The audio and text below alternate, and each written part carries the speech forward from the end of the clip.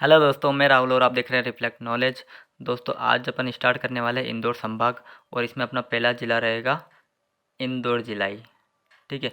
इंदौर संभाग के अंदर आपके टोटल 8 ज़िले आते हैं सर। 8 ज़िले अपने को इंदौर संभाग के अंदर पढ़ना है। ठीक है। तो वीडियो बहुत दिनों बाद आ रहा है, उसके लिए सॉरी।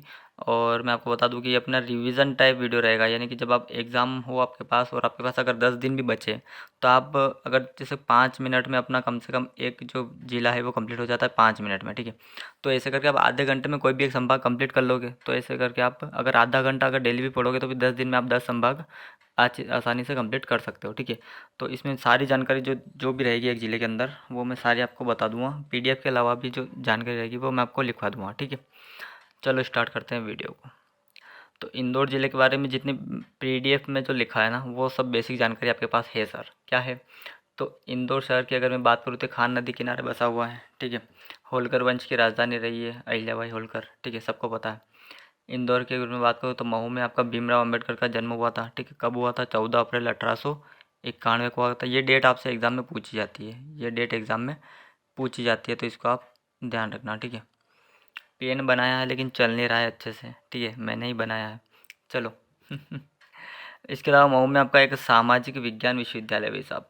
क्या है? मऊ में आपका एक सामाजिक विज्ञान विश्वविद्यालय। ये क्वेश्चन भी बहुत सी बार पूछा जाता है। ठीक है। चलो आगे। मध्य प्रदेश क्रिकेट एसोसिएशन का मुख्यालय कहाँ पर है आपका? तो मध्य प्रदेश क्रिकेट एसोसिएशन का मुख्यालय आपका कहाँ है? इंदौर में है। ठीक है। पारसी क्लब भी आपका इंदौर में 1890 में जो बना था। लोक सेवा आयोग यानी कि पीएससी का मुख्यालय है। ठीक है। कार्यालय वहाँ पर इंदौर में। चंबल नदी का उद्गम भी आपके मऊ की जानापाव पहाड़ी से होता है। ठीक है। जानापाव जहाँ पर कोई जा नहीं पाया।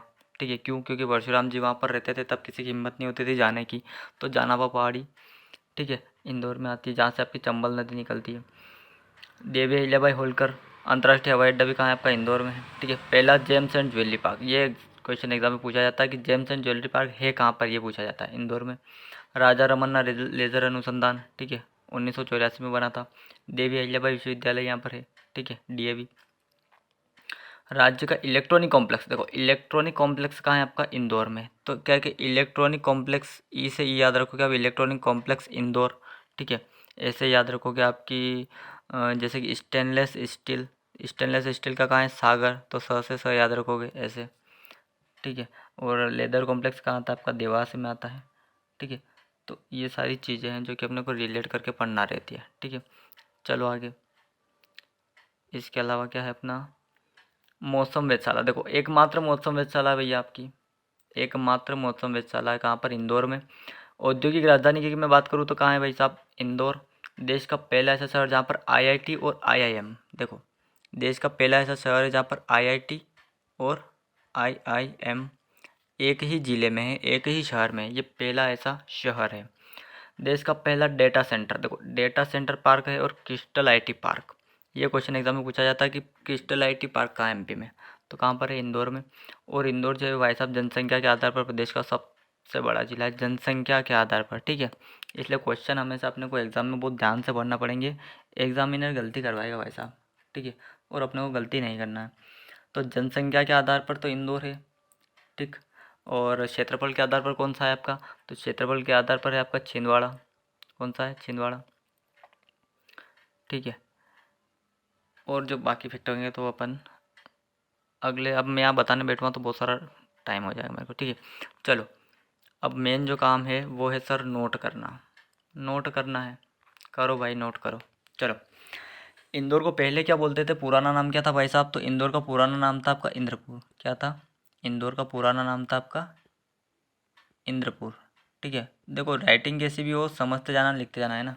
मेरे पास कोई अच्छे वाले वहाँ मोबाइल पेन नहीं है। ठीक है, टच पेन नहीं है, तो ये मैंने ही बनाया है। चलो, इसके अलावा लिखेंगे आप मेघदूत गार्डन भाई साहब, मेघदूत गार्डन। ये मैं जितने भी क्वेश्चन आपको लिखवा रहा हूँ ना, मेघदूत गार्डन, ठीक है, ये सब एग्जाम में पूछे हुए क्वेश्चन है। ये खुद मेरे आया था एग्जाम में, आया था एक बार जब मैं इंदौर एग्जाम देने गया था, तब इंदौर ही एग्जाम थी और मेघदूत गार्डन थी। मैंने पता नहीं उस टाइम पता नहीं था, लेकिन लगा दिया था मेघदूत गार्डन इंदौर। ठीक है। बड़ा गणपति है, खजराना गणेश है। ठीक है। बड़ा गणपति हुए आपके, खजराना गणेश हुए। ठीक है। खजराना गणेश। ठीक है। राइटिंग अच्छी नहीं आ रही, लिखा नहीं पा रहा है। चलो, इसके अलावा मैं बता दूँ आपको कि देखो एक हिंगोट मेला लगता है। क्या लगता है भाई साहब? हिंगोट मेला। क्या लगता है? हिंगोट मेला। इस मेले के बारे में पूछा गया था कि ये क्यों फेमस है, तो यहाँ पर सांडों की लड़ाई होती है। क्या होती है? सांडों की लड़ाई होती है, उसके लिए फेमस है हिंगोट मेला। ठीक। कहाँ पर लगता है? इंदौर में। इसके अलावा आपने गोमट गिरी का नाम सुना होगा। गोमट गिरी का नाम सुना होगा। काय के लिए फेमस है? ये जैन तीर्थ है भाई साहब। ये क्या है? ये जैन तीर्थ है, याद रखेंगे। ये क्या है आपका? जैन तीर्थ है। ठीक है।